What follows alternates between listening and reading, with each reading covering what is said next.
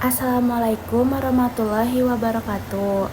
Perkenalkan, nama aku Chelsea Nurfitriani Oktupandi dengan NPM 253020130 dari Prodi Teknologi Pangan kelas D. Di sini saya akan mempresentasikan materi yang berjudulkan tentang Pancasila. Nah, yang pertama, apa sih pengertian Pancasila? Nah, secara etimologi ini, kata Pancasila berasal dari kata Sanskerta, yang artinya panca yaitu 5, dan sila yang artinya dasar atau prinsip. Jadi, Pancasila ini artinya 5 dasar atau prinsip hidup bangsa Indonesia. Nah, kelima sila dalam dasar negara ini menjadi pedoman moral dan arah dalam berbangsa dan bernegara. Jadi, bukan hanya teori ya, nilai-nilai Pancasila tercermin dalam kehidupan sehari-hari masyarakat di Indonesia. Nah, yang kedua, selanjutnya saya akan menjelaskan sejarah singkat tentang Pancasila. Pancasila ini pertama kali diperkenalkan oleh Insinyur Soekarno dalam sidang BPUPKI tanggal 1 Juni 1945. Nah, dalam pidatonya ini, beliau menyampaikan gagasan 5 dasar yang akhirnya menjadi ideologi negara. Nah, proses perumusan Pancasila sendiri melalui beberapa tahapan, hingga akhirnya ditetapkan secara resmi dalam pembukaan Undang-Undang Dasar 1945. Nah, sejak saat itu, dasar negara ini menjadi pondasi dalam setiap kebijakan nasional dan kehidupan berbangsa. Selanjutnya ada filosofi sila dalam Pancasila sebagai dasar negara. Pancasila ini bukan cuma simbol, tapi dia adalah falsafah hidup bangsa Indonesia. Setiap sila mencerminkan nilai-nilai penting seperti ketuhanan, kemanusiaan, persatuan, demokrasi, dan keadilan. Nah, kalian bisa melihat pengaruh kelima sila ini dalam berbagai aspek kehidupan sehari-hari. Nah, contohnya itu ada pendidikan, hukum, sampai cara kita dalam bermasyarakat di Indonesia. Nah, saya akan menjelaskan nilai-nilai filosofis yang ada di dalam 5 Pancasila ini. Nah, yang pertama itu ada sila pertama, yaitu bunyinya ketuhanan yang Maha Esa. Nah, makna dari sila pertama ini adalah pengakuan bahwa bangsa Indonesia menjunjung tinggi nilai spiritualitas dan kebebasan beragama. Nah, apa sih nilai yang terkandung di sila pertama ini? Contohnya yaitu toleransi antar umat beragama, tidak memaksa keyakinan kepada orang lain, dan menjaga kerukunan dalam berkeberagaman. Sebagai warga negara, kalian diajak untuk menjunjung tinggi nilai keimanan tanpa menyinggung kepercayaan orang lain. Nah, selanjutnya sila kedua, yaitu kemanusiaan yang adil dan beradab. Sila kedua ini bermakna menekankan pentingnya menjunjung tinggi nilai-nilai kemanusiaan. Apa sih nilai-nilai utama dalam sila kedua ini? Nah, yang pertama, menghormati hak asasi manusia. Yang kedua, bersikap adil kepada siapapun. Yang ketiga, menunjukkan empati dan kepedulian sosial. Nah, kami pun percaya bahwa mahasiswa yang memahami sila ini akan tumbuh menjadi pribadi yang peduli dan bertanggung jawab terhadap sesama manusia. Nah, selanjutnya sila ketiga, Persatuan Indonesia. Sila ketiga ini bermakna mengajak kita semua untuk menanamkan semangat nasionalisme dan cinta tanah air. Nah, apa sih makna yang bisa dipraktikkan di dalam sila ketiga ini? Nah, yang pertama, menjaga kerukunan antar suku, ras, dan budaya. Nah, yang kedua, mengutamakan kepentingan bangsa di atas golongan. Nah, yang ketiga, membentuk solidaritas kebangsaan yang kuat. Nah, persatuan bukan berarti menyeragamkan, tetapi menyatukan perbedaan dalam harmoni. Nah, selanjutnya ada sila keempat, kerakyatan yang dipimpin oleh hikmat kebijaksanaan dalam permusyawaratan perwakilan. Nah, sila ini juga bermakna berdemokrasi yang berlandaskan musyawarah. Nah, apa sih ciri-ciri utama dalam sila keempat itu? Atau apa yang dapat kita prinsipkan di sila keempat ini? Nah, yang pertama itu mengedepankan musyawarah untuk mufakat. Nah, yang kedua, menghargai pendapat orang lain. Nah, yang ketiga, tidak otoriter atau semena-mena. Nah, dalam kehidupan kampus dan organisasi tentunya nilai ini sangat penting agar keputusan bisa diambil secara bijak dan adil. Nah, selanjutnya ada sila kelima, keadilan sosial bagi seluruh rakyat Indonesia. Sila kelima ini bermakna menekankan pentingnya keadilan dan pemerataan dalam berbagai aspek kehidupan.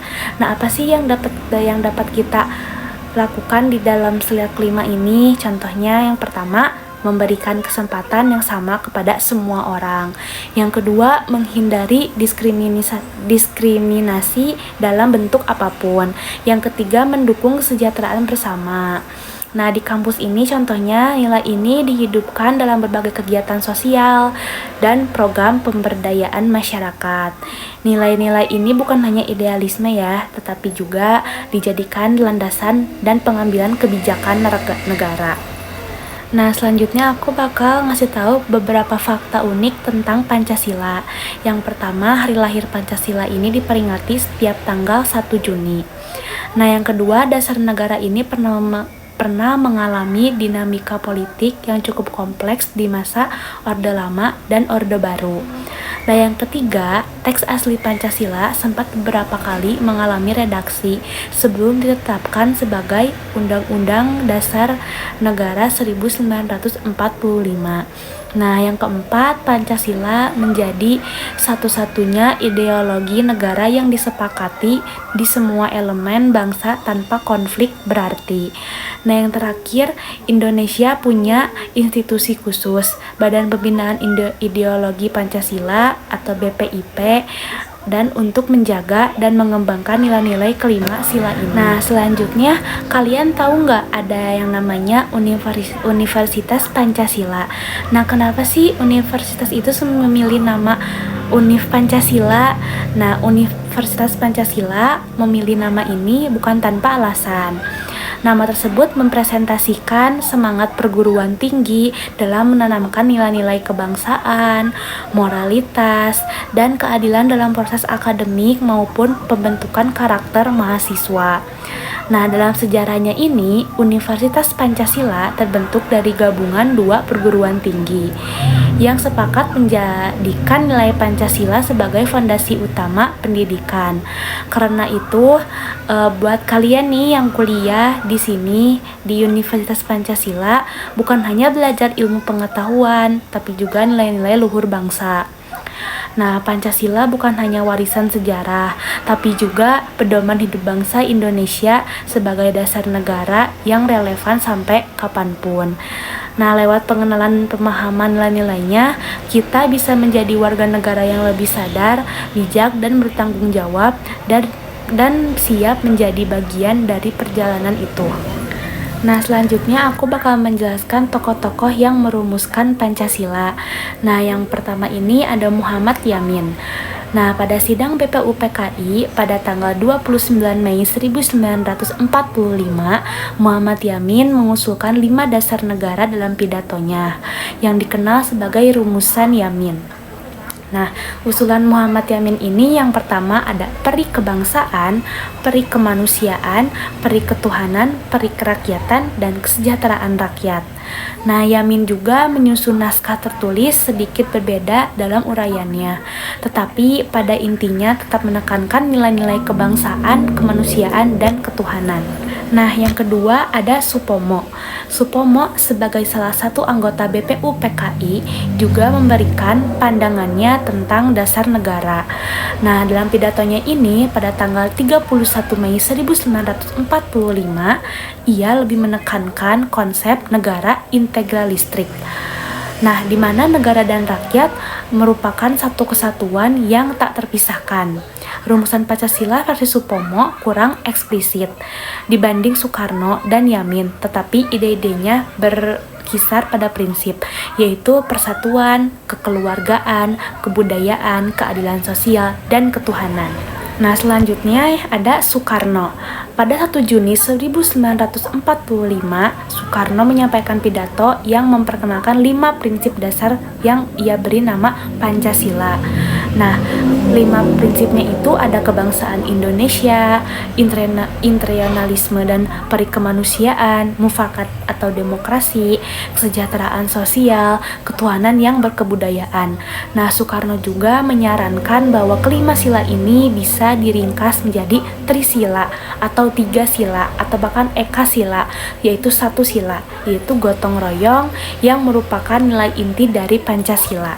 Nah, di Pancasila ini ada terbentuk panitia 9 ya, yaitu setelah usulan dari para tokoh, BPUPKI membentuk sebuah panitia kecil yang dikenal sebagai panitia 9 yang bertugas untuk merumuskan naskah dasar negara.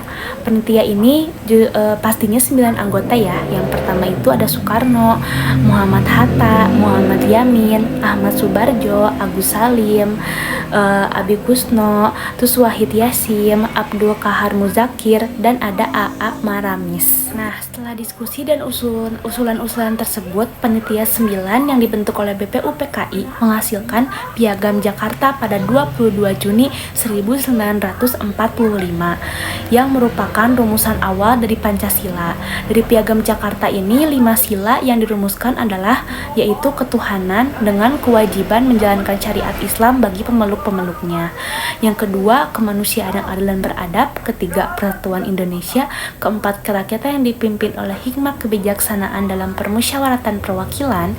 Dan yang kelima, keadilan sosial bagi seluruh rakyat Indonesia. Nah, namun kalimat dengan kewajiban menjalankan syariat Islam bagi pemeluk-pemeluknya diubah pada 18 Agustus 1945 demi menjaga kesatuan dan persatuan bangsa, dan akhirnya lahirlah rumusan Pancasila yang kita kenal saat ini, yaitu menjadi 1. Ketuhanan yang Maha Esa, 2. Kemanusiaan yang adil dan beradab, 3. Persatuan Indonesia, 4. Kerakyatan yang dipimpin oleh hikmat kebijaksanaan dalam permusyawaratan perwakilan, dan 5. Keadilan sosial bagi seluruh rakyat Indonesia. Nah, di sini aku bakal ngejelasin sedikit lagi tentang Pancasila sebagai dasar negara. Nah, Pancasila menjadi sumber utama dari segala hukum yang ada di Indonesia. Nah guys, ini artinya tuh setiap peraturan dan undang-undang yang harus sesuai dengan nilai-nilai yang ada di dalam Pancasila. Dengan adanya Pancasila, hukum di Indonesia jadi lebih kuat untuk menjaga ketertiban dan keadilan di seluruh lapisan masyarakat. Nah, Pancasila gak cuma penting di aspek hukum ya, tapi juga dalam menjaga persatuan bangsa kita. Lewat Pancasila, kita diajak untuk saling menghargai perbedaan dan menjunjung tinggi rasa persaudaraan. Inilah yang membuat Pancasila menjadi fondasi utama untuk membangun bangsa yang kuat dan harmonis. Nah, masuk materi yang terakhir, yaitu bakal aku jelasin tentang fungsi Pancasila. Fungsi Pancasila itu luas banget ya guys. Selain jadi dasar negara, Pancasila juga berperan sebagai ideologi dan pandangan hidup yang mengarahkan masyarakat dalam berperilaku. Selain itu, Pancasila juga berfungsi sebagai alat pemersatu bangsa, membantu menciptakan norma dan nilai yang mendukung kerukunan di tengah perbedaan yang ada. Adanya Pancasila diharapkan masyarakat dapat hidup rukun dan damai. Pancasila mengajak kita untuk saling menghormati dan menerima perbedaan, sehingga kita bisa bersama-sama membangun bangsa yang lebih baik. Dalam konteks ini, Pancasila bukan sekedar teori, tetapi menjadi pedoman nyata dalam kehidupan sehari-hari. Masyarakat Indonesia harus mengetahui sejarah dan makna Pancasila. Diharapkan kita semua bisa lebih menghargai dan mengamalkan nilai-nilainya dalam kehidupan sehari-hari ya guys. Pancasila adalah identitas bangsa Indonesia yang harus kita jaga dan lestarikan. Jadi mari kita praktikkan Pancasila dan tindakan nyata demi kebaikan bersama. Mungkin sekian presentasi dari saya. Maaf bila saya salah kata. Wassalamualaikum warahmatullahi wabarakatuh.